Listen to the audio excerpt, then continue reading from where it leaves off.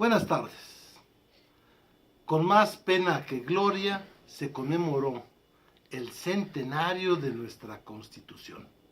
Llamaron más la atención ese día, pues el triunfo de los Patriots, las extraordinarias faenas del Juli de Morante en la Plaza México, desde luego las cotidianas y desastrosas cosas ocasionadas por el gobierno de Trump, la constitución local de la Ciudad de México y muchas otras cosas que hicieron que el histórico centenario se redujera solo a que apareció un nuevo billete de 100 pesos y una moneda de 20 pesos, ya que se escucharan muchas críticas contra la Constitución, tanto de opinadores como de especialistas.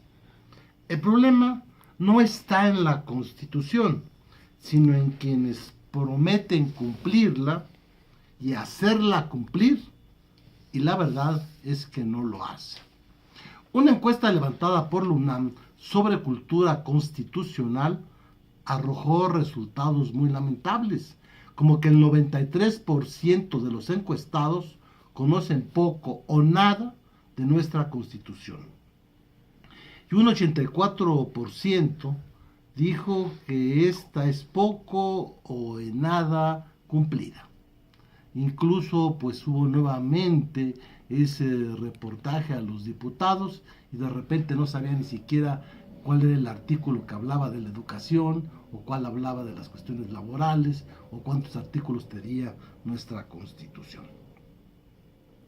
Pensemos, por ejemplo, que la Constitución original, la de 1917, tenía 15,000 palabras.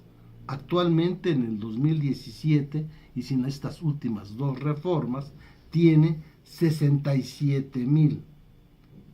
Se han hecho 700 y ya está la 701, que es la reforma en materia de justicia laboral. En realidad se han reformado 114 de los 136 artículos, pero la mayoría de estas transformaciones o cambios se han hecho en los últimos sexenios.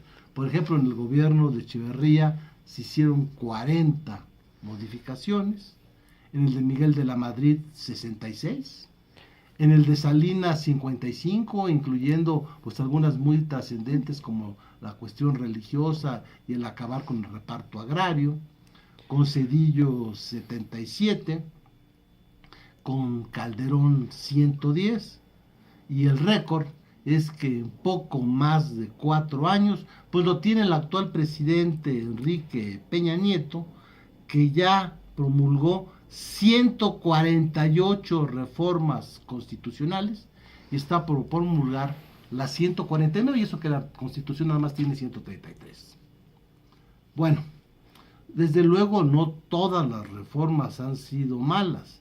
Por ejemplo, la del 2012 en materia de derechos humanos, que estableció, entre otras cosas, en el artículo 1, que en los Estados Unidos mexicanos todas las personas gozarán de los derechos humanos reconocidos en esta Constitución y en los tratados internacionales, no situó entre los países más avanzados en materia constitucional al establecer el control de convencionalidad, y hizo que pues otros países se quedaran jurídicamente atrasados, incluyendo los Estados Unidos, y por eso los abusos que está teniendo el señor Trump.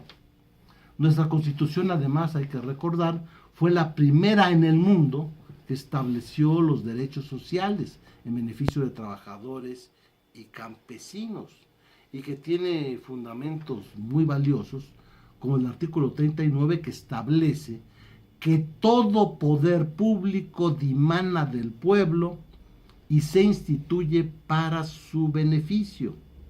El pueblo tiene en todo el tiempo el derecho inalienable de alterar o modificar su forma de gobierno. Ante situaciones como las que vivimos con el gobierno de Trump, pues encontramos la respuesta en nuestra Constitución. Por ejemplo, el artículo 89, en la fracción 10ª, se establece que en la conducción de la política exterior, el Ejecutivo tiene obligatoriamente que observar, entre otros principios, la no intervención, la solución pacífica de controversias, la proscripción de la amenaza o el uso de la fuerza en las relaciones internacionales, la igualdad jurídica de los estados, la cooperación internacional para el desarrollo, el respeto, la protección y protección de los derechos humanos. Cumpliendo con las bases constitucionales que acabamos de decir, es como se tiene que enfrentar a un presidente como Trump, que parece no respetar ni la constitución de su propio país. Aquí debemos buscar no tanto modificar, criticar, incluso burlarnos de nuestra constitución como lo hemos oído, sino exigir que lo que está se cumpla, que el abismo que vivimos entre la legalidad establecida en nuestra Constitución y la realidad, donde la prepotencia, la corrupción y la impunidad es lo que realmente prevalece, tiene que acabarse.